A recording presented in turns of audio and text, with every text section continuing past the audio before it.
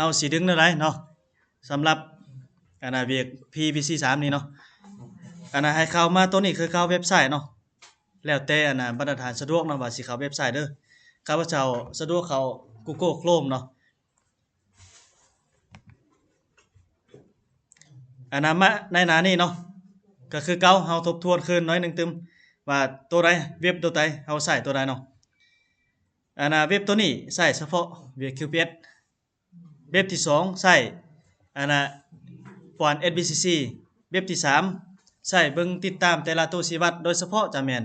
เวียก PPC3 ไทยเฮาก็คือเวียกเสริมสารบานเค2เค3นี่เนาะแล้วเฮามาคลิกเข้ามาเนาะ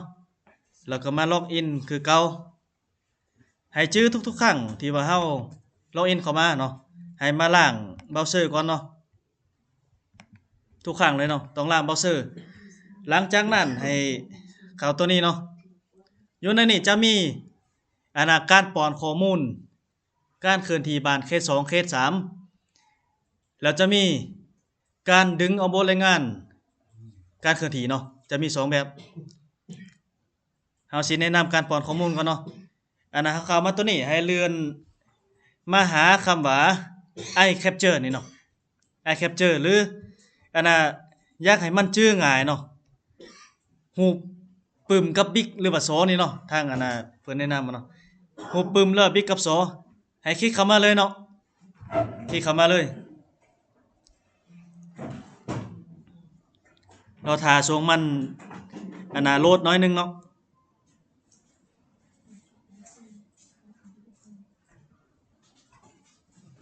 หลังจากนั้นที่ว่าเฮาเข้ามาในหน้านี้แล้วเนาะให้มาเลือกอยู่ในรายการหรือว่าไอเทมตัวนี้เนาะรายการตัวนี้ให้เลือกคำว่า DLI 5นี่เนาะมันจะอยู่เทิงสุดให้ชื่อว่ามันอยู่เทิงสุดเนาะเลือกเข้ามาเนาะมาเลือกโครงหางชะตังเนาะสำหรับคอมข้าพเจ้าสิขึ้นเป็นแขวงเนาะแต่ว่าคอมของมาตรฐานจะขึ้นเป็นเมืองแม่นบ่ถ้ามาเลือกเมืองเนาะคลิกใส่ลูกศรที่มันซี้เข้ามานี่เนาะลูกศรแล้วมาเลือกเอาสุกศาลาตัวอย่างว่าสุกศาลาอยู่ในบ้านปะคาเตอเนาะแล้วเฮามากดเลือกเนาะมากดเลือกเขาเลย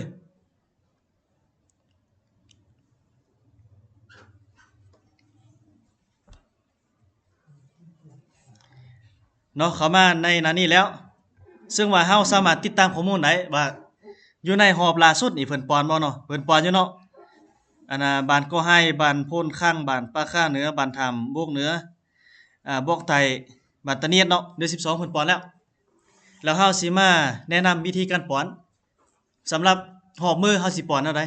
ให้มาคลิกเซอร์ลงทะเบียนมือเนาะลงทะเบียนมือวันที่ลงเสื่อมสารเนาะวันที่ลงเสื่อมสารแม่นวันที่ที่ว่าพนักงานสุขศาลาเฮาลงเคลื่อนที่เสื่อมสารนั่นแล้วก็อยู่ในบทสรุปนั่นเนาะตัวอย่างวันที่2เดือน1 2025เรามาเลือกบ้านเนาะตัวอย่างมาบ้านปะค่าเหนือแล้วมาเบิ่งอยู่ในบทสรุปเนาะที่ว่าเฮาลงเครื่องที่เสริมสารนั่นอยู่ใน5กิจกรรมนั่นเฮาเฮ็ดครบบ่เนาะคันมาครบแล้วเฮามาคลิกใส่เนาะมาคลิกแล้วก็กดบันทึกเนาะเท่านี้เนาะหลังจากที่ว่าเฮากดบันทึกแล้วเนาะมันกดบันทึกแล้วมันจะขึ้นอยู่ในตัวล่าสุดนี้เนาะมันจะอยู่ขึ้นมาตัวเทิงสุดที่ว่าเฮากดบันทึกแล้วเนาะแล้วเฮาสามารถกดได้นี่เนาะตัวอย่างมาบ้านอยู่ในเขตบริการของสุขศาลาปะคาเตอเนาะบ้านก็ให้ครบเนาะเพิ่นปอนครบอันนี้แม่นวิธีการป้อนรายงานข้อมูลการเคลื่อนที่เสื่อมสารบ้านเค2เค3เนาะก็บ่ได้ยากเฮงเนาะง่ายแล้วเฮาจะฮู้แนวใดว่าเฮาป้อนหรือบ่บัดนี้เฮาจะมาเข้าการติดตามข้อมูลการรายงานหรือว่าการดึงเอาบทรายงานเนาะให้มาเข้าบล็อกสี่เหลี่ยมนี่คือเก่าเนาะบล็อกสี่เหลี่ยมให้กดเข้ามาเนาะกดเข้ามาแล้วมาเข้ารายงานนี่เนาะให้คลิกเข้ามาเลยหลังจากที่ว่าเข้ารายงานแล้วเนาะเข้าบทรายงานมาตรฐานเนาะ ห็นอยู่เนาะ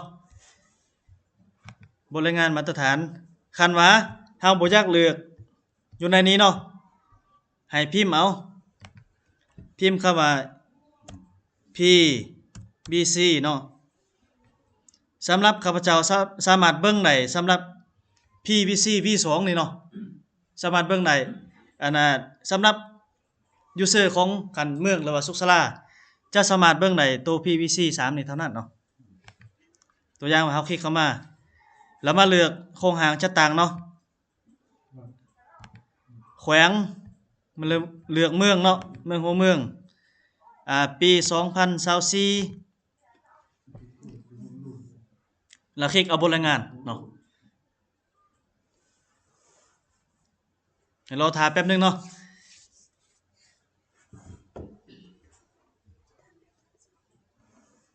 หลังจากที่ว่าเข้ามาแล้วเนาะมันจะอยู่ในหน้านี้เฮาจะเห็นภาพรวมเนาะอันน่ะตัวอย่างบ้านม่อนนี่บ้านเขต2มีจักบานที่ว่าไหลลงมีจักข้างเนาะจำนวนบานทั้งหมด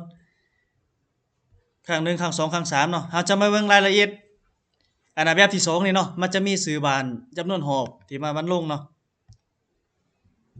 เฮาสามารถกดได้ข้างที่1นี่อยู่ในเดือน3เนาะที่ว่า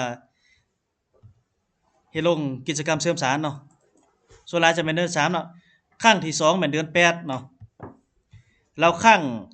ที่3จะแม่นเดือน10เนาะสามารถเห็นได้ถือว่าเฮาป้อนครบเนาะเมืองเฮาเนาะการแนะนำวิธีการป้อนข้อมูลสำหรับการเคลื่อนที่บ้านเขต2เขต3แล้วก็การดึงเอาบทรายงานจะมีเท่านี้เนาะ